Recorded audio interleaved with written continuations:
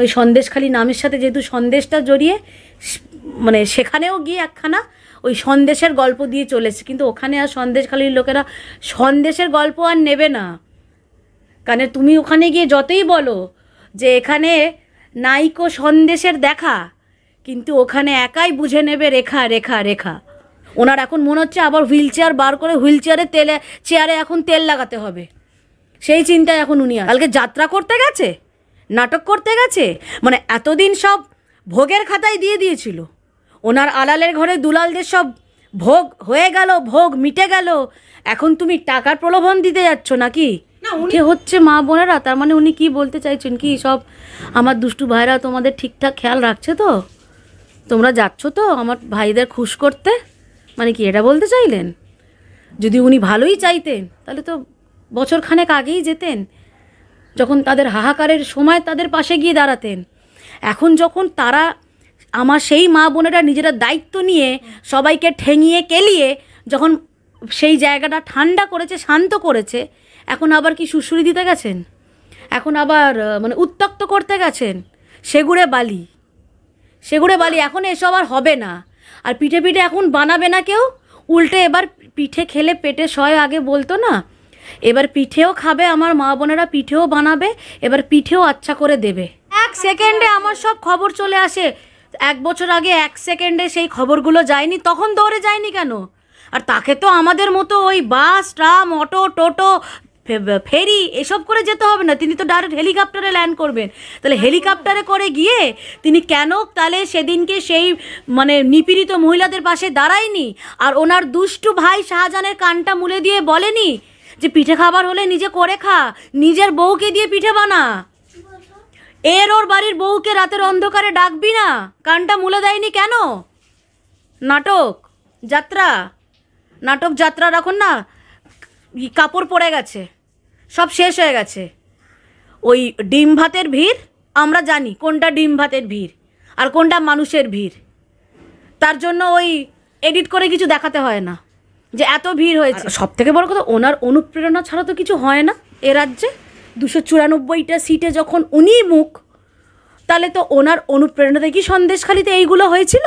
তো মুক্তিই দিয়ে দেবে, মানে চিরতলে মারা এবার মানে জীবনের থেকেই মুক্তি পেয়ে যাবে। কারণ যেভাবে পশ্চিমবঙ্গে টেররিস্ট জঙ্গি গিজগিজ করছে, বেশি দিন আর এই মা বোনেদের বেঁচে থাকতে হবে না।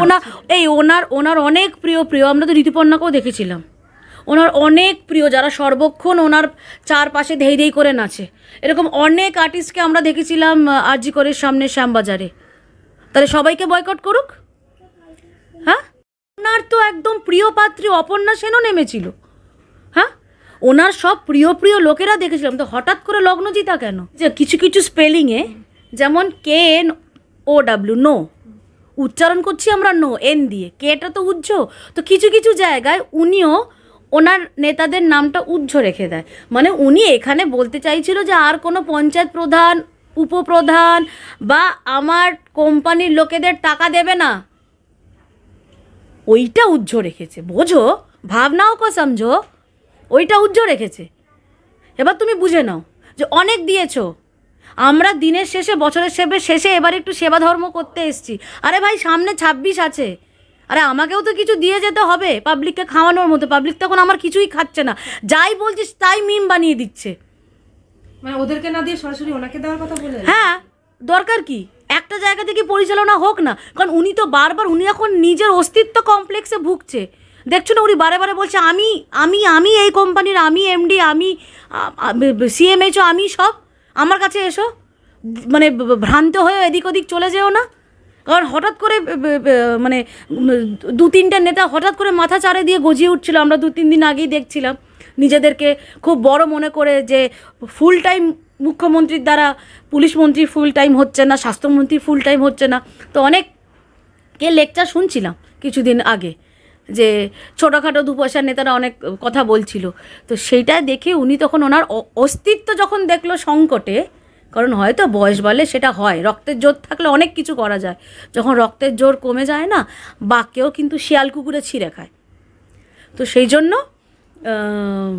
ওনাকে এখন নিজের অস্তিত্ব প্রমাণ করার জন্য যে আমি ওয়ান ম্যান আর্মি, ভুলে যেও না, আমি সেই ল্যাম্পপোস্ট, যার তলায় তোমরা সবাই আলোকিত হয়েছো, ভুলে যেও না।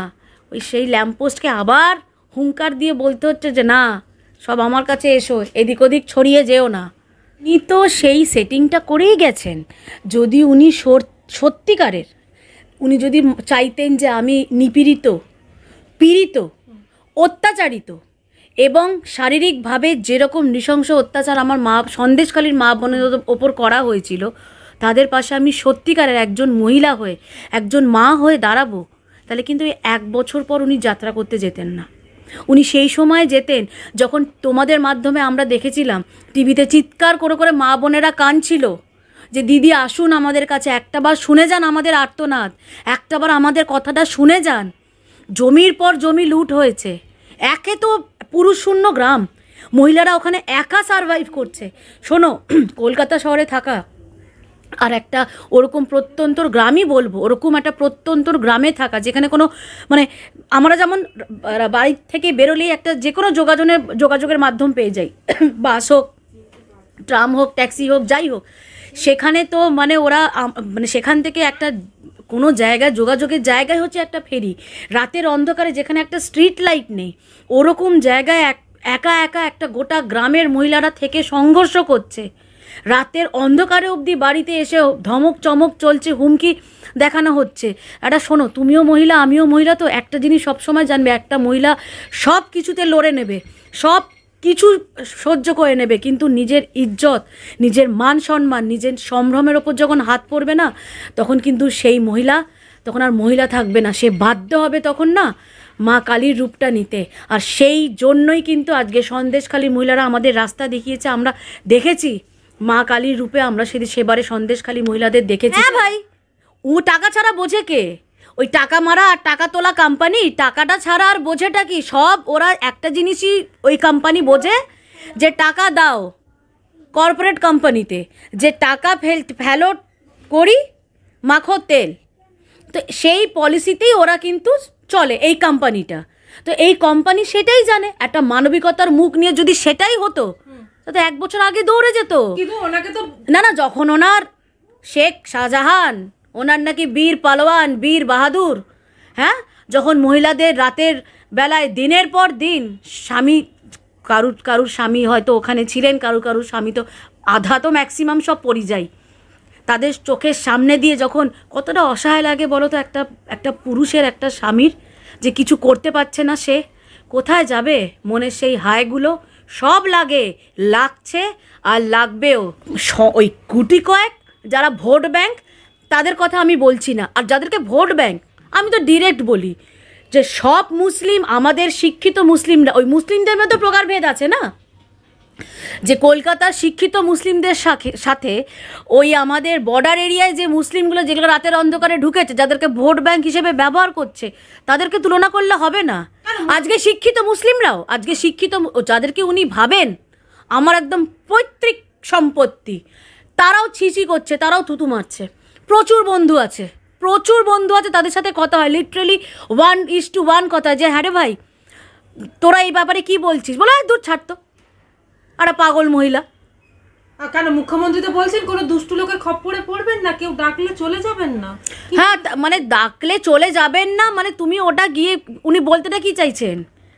তাহলে যখন ডেকেছিল, যখন 1 সেকেন্ডে কানে যখন কথাটা গেছিল ওনার কানে, যখন 1 সেকেন্ডের মধ্যে কথা চলে যায়, তাহলে তখন উনি এসে ওনার ওই মা বোনেদের বাঁচায়নি কেন? না, প্রথম কথা মা বোনেদের বাঁচায়নি কেন? প্রথমে তো আমি রক্ষাটা করব, তারপর তো আমি দুষ্টু নির্ধারণটা করব।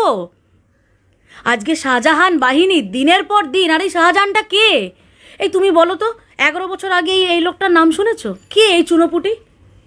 11 বছর আগে আমরা কেউ এই লোকটার নাম শুনিনি। তাহলে এ কোত্থেকে হঠাৎ করে উদয় হলো? হঠাৎ করে সে তার সাথে এই কোম্পানির নাম জড়িয়ে গেল। এই কোম্পানির নামে, কোম্পানির একটা এখন মানে ওই কোম্পানিতে টাঙায় না যে বর্ষসেরা এমপ্লয়ের একটা বোর্ড থাকে না, এরকম একটা হঠাৎ করে দেখলাম সেরকম ওই টিএমসি কোম্পানির বোর্ডে বর্ষসেরা একটা এমপ্লয়ের মতো এরকম শাহজাহানের মুখ জলজল করছে। তাহলে মানে আর সব থেকে বড় কথা, ওনার অনুপ্রেরণা ছাড়া তো কিছু হয় না এ রাজ্যে। 294টা সিটে যখন উনি মুখ, তাহলে তো ওনার অনুপ্রেরণাতে কি সন্দেশখালিতে এইগুলো হয়েছিল? আর ওনার ভাইরা যদি দিদির অনুগামী হয়, অনুরাগী হয়, তাহলে তো দিদির আদর্শে চলবে। তার মানে দিদি কি বলতে চাইছে? চোরকে বলছে চুরি করা, গৃহস্থ বাড়ির বউকে বলছে তুমি সাবধান থেকো। আমার ভাইগুলো, কারণ ওনার আগের স্পিচে আমরা শুনেছিলাম না যে আরে বাচ্চা বাচ্চা ছেলেমেয়েরা তো একটু দুষ্টুমি করবেই, শরীর থাকলে যেমন একটু আধটু জ্বর জ্বালা হয়, রেপটাও সেরকমই ব্যাপার। না না, জীবন যন্ত্রণার থেকে মুক্তি দেয় না কখনো। মানে মুক্তি কাকে বলে? মুক্তি একটা অনেক বড় কথা, মুক্তি না এটা। এইটা মায়েদের হচ্ছে না যন্ত্রণার কারণ। কারণ মায়েদেরকে দেবে না কেন? এটা মায়েদেরকে উপঢৌকন দিচ্ছে। মায়েদেরকে 1000 টাকা দিয়ে, 1200 টাকা দিয়ে চলো, এটা হওয়ার পর শুনলাম আরও বাড়িয়ে দিয়েছে, 2000 করে দিয়েছে। মাকে তো 2000 টাকা দিচ্ছে, তার ছেলেটা, তার মেয়েটা বা তার সন্তানটা তো বেকার। মা কতদিন বাঁচবে? আর বেকার ছেলেটার হাতে তো কোনো মেয়েও তার জুটবে না যে মায়ের পর তার জায়গাটা সেই ছেলেটার বউ এসে নেবে, সেই লক্ষ্মী ভাণ্ডারটা পাবে। তো বেকার ছেলেটার তো বিয়েও হবে না। তো এটা তো খুব ইজি। মা আর কতদিন বাঁচবে? মা তো বেশি দিন বাঁচবে না। আর তারপরেও পশ্চিমবঙ্গের যা অবস্থা করে রেখে দিয়েছে, আমাদের মা বোনেদের জীবনটাই এখন দুর্বিষহ করে দিয়েছে। আর সত্যি চিন্তাই হয় রাস্তায় বেরোলে যে মানে প্রাণটা হাতে নিয়ে ফিরবো তো। হ্যাঁ, হয়তো 26/11 আমার কলকাতায় হয়নি, হয়তো মুম্বাই সিরিয়াল ব্লাস্টের মতো, ট্রেন ব্লাস্টের মতো আমার কলকাতায় হয়নি। কারণ কি, এটা তো সেফ ল্যান্ড। এখানে করলে আমি থাকবো কোথায়?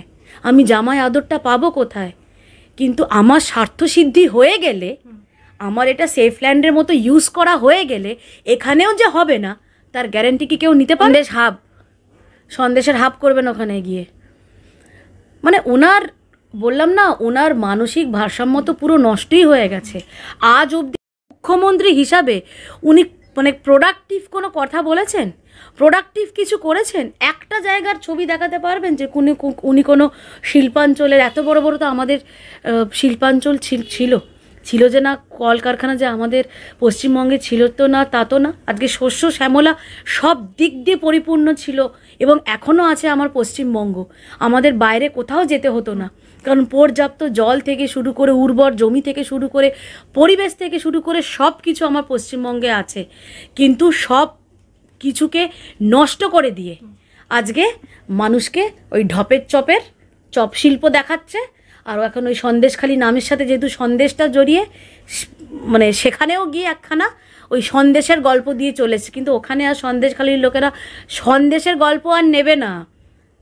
কারণ তুমি ওখানে গিয়ে যতই বলো যে এখানে নাইকো সন্দেশের দেখা, কিন্তু ওখানে একাই বুঝে নেবে রেখা রেখা রেখা। হ্যাঁ, গতকাল শুনেছিলাম লগ্নজিতার আসার কথা ছিল। লগ্নজিতা মানে মোস্টলি আমার খুব ফেভারিট। তো ভেবেছিলাম যে মানে আমরা তো সেই কালচারে বিশ্বাসী না যে ওটা টিএমসির প্রোগ্রাম বলে যাব না। তো এইটা একটা শিল্পী সত্তার ব্যাপার, সেই শিল্পী হিসাবে আসতো, আমরা একটা শিল্পীর ফ্যান হিসেবে হয়তো তাকে দেখতে যেতাম, ইচ্ছা ছিল। কিন্তু যখন শুনলাম আসছে না, ওই কচি ভাম আসছে, তো আর আমরা ইন্টারেস্ট দেখাইনি, যাইনি। আর এই শিল্পী সত্তার গলা টেপা এ তো নতুন কিছু না। আজকে হতে পারে রুদ্রনীল ঘোষ আমাদের দলের একজন খুব একনিষ্ঠ কর্মী, কিন্তু কেউ কি বলতে পারবে যে আর্টিস্ট হিসাবে, শিল্পী হিসাবে যে ওনাকে একটা কেউ আঙুল তুলতে পারবে যে না এই রুদ্রনীল ঘোষ ভালো অ্যাক্টিং করে না বা তারও তো আজকে কি অবস্থা করে ছেড়ে দিয়েছে ইন্ডাস্ট্রিতে। মানে এটা কেউ অস্বীকার করবে যে উনি একজন মানে উন্নত মানের অভিনেতা নয়? কেউ কি অস্বীকার করবে এটা? তাহলে এই শিল্পীদের গলা চেপার যে প্রয়াসটা, কারণ উনি তো সবসময় চায় খিদমতগার, যারা ওনার সবসময় খিদমতে হাজির থাকবেন, উনি সেই খিদমতগার চান উনি কখনো উনি শিল্পী জিনিসটাই বোঝেন না। ওনার ওই বাঁধাকপি ফুলকপি আঁকাটাই শিল্প না। আরে উনি তো সব থেকে বড়, মানে আর কি বলবো, তাহলে তো সেই পুরোনো ভিডিওগুলো আবার চালাতে হয়। প্রিজন ভ্যান চাপড়ে উনি যেগুলো বলেছিলেন, উনি কি করে ভুলে যায় বলুন তো সেই দিনগুলো? মানুষ কি ভুলে গেছে? মানুষ কিছু ভোলে না, এটা ওদের ধারণা যে এই যে এত সুন্দর গেমটা গতকাল মুখ্যমন্ত্রী কেন সাজালো বলো তো? ভাবলো কি এতটা দিন অতিবাহিত হয়ে গেছে, তার মধ্যে আর্যিকর কাণ্ডও হয়ে গেল, সেটারও কিছু হলো না, আমরা খুব সুন্দরভাবে সবার সাথে সেটিং করে মোটামুটি সবার অ্যাকাউন্টে আমরা ঠিকঠাক জিনিস পৌঁছে দিয়েছি, ব্যাপারটা আস্তে আস্তে ধামাচাপা দিয়ে দিচ্ছি।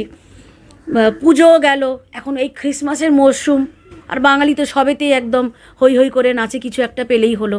তো মানুষ কেক ঠেক খেয়ে বোধহয় ওই অতদিনকার আগের ব্যাপার, সন্দেশখালি নিয়ে বোধহয় কারোর আর কিছু মনে নেই। তাহলে এইবার আমি গ্যাটিসটা ঠিক ভালো করে মারতে পারবো, ওই জন্য উনি গ্যাটিসটা মারতে গেলেন।